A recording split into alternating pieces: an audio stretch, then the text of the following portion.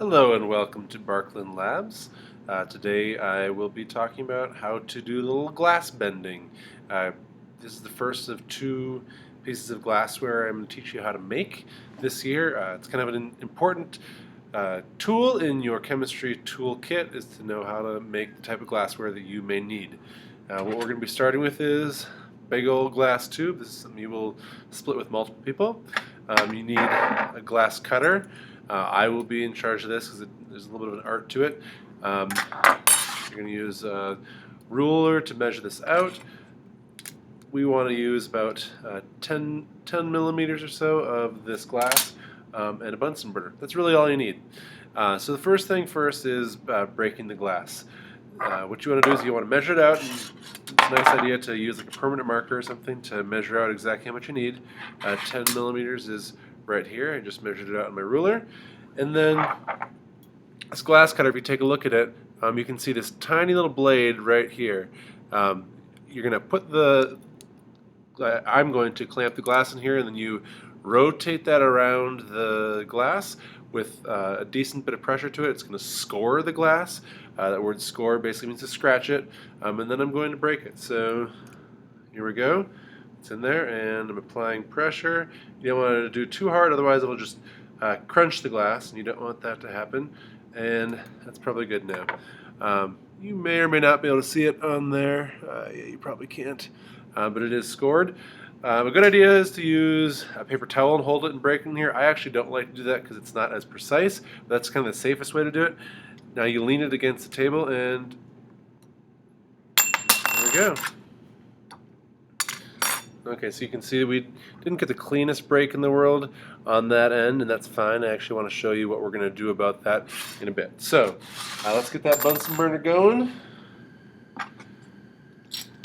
Okay, it's probably not the world's best flame. You can see we got some leftover lithium on there, turning it red from our flame test lab.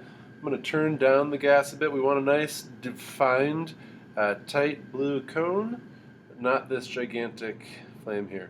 One thing you may have noticed is depending on where you are in the room, you get some various different kinds of flames. I don't know why that is, but when they redesigned this room, there must be better flow to some of these gas taps. I'm right over here on the far side of the room. This is where we had a couple accidents during the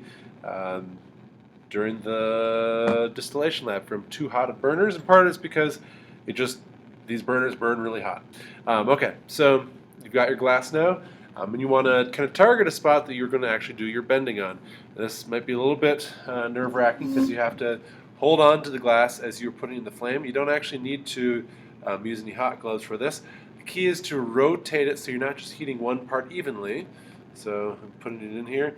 Notice that I'm putting it right in the cone, the tip of the cone of the flame, going back and forth, back and forth.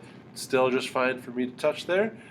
What you're kind of feeling for is for that glass to get soft. It's turning a little bit liquidy. Once I'm applying a little bit of pressure sideways on this right now to feel if it's getting soft yet. It's not yet getting soft. So notice I'm trying to see if I can bend it. It's not happening yet. So you put it back in there. Keep on going. So notice I'm constantly rotating it, and it's actually getting soft now. So notice, okay, now that got hot. You can bend it in the flame or outside of the flame.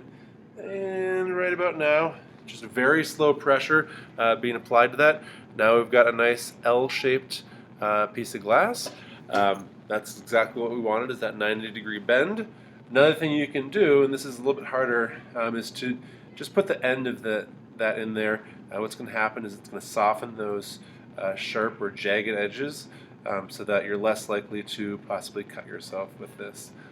We're going to use this for our fermentation lab when we make some ethanol, and it's a good idea to be using glassware that can't possibly cut you. A few of you guys remember that I had some bloody hands in our class during the distillation lab. That was because of glassware that had not been properly softened or just broken glassware. So I'm going to keep this in here for a while. There's nothing really to do other than just keep that sharp edge in here, and I'll put it in the camera in a second here. So don't know if you can see. Um, you can maybe notice that's a little bit less jagged. It should look a little bit rounded. If you give it some time to cool, you can touch with your finger and see if it's less sharp. Obviously, don't touch it right when you take it out of the flame, and obviously don't also dip it into water because you'll make it shatter from that. You don't want to leave this in the flame for too long because another thing that could happen is it could collapse in on itself because it loses that structural integrity and kind of turns to liquid. So keep it in here long enough that it starts to soften up a bit, but don't keep it in so long that it could possibly collapse the tubing. That would be a pretty long time to do that. So there you go. That's our first glass bending experiment. It shouldn't take too long to do this in class.